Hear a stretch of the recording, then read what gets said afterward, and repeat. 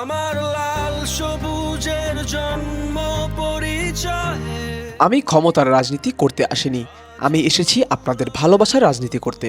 এই আবেগ ঘন কণ্ঠে গণসংযোগে কথা বলেন নারায়ণগঞ্জ ৩ সোনারগাঁও সিদ্ধিরগঞ্জ আসনের বিএনপির মনোনীত প্রার্থী জনাব আজহারুল ইসলাম মান্নান। সোনারগাঁয়ের পিরোজপুর ইউনিয়নে বাদ জুমা অনুষ্ঠিত এই গণসংযোগে জনাব আজহারুল ইসলাম মান্নান বলেন, আপনাদের ভালোবাসা আর বিশ্বাসই আমাদের সবচেয়ে বড় শক্তি। ইনশাআল্লাহ নির্বাচিত হলে সোনারগাঁকে অন্যায়, দুর্নীতি ও ভয়মুক্ত জনপদ হিসেবে গড়ে তুলব।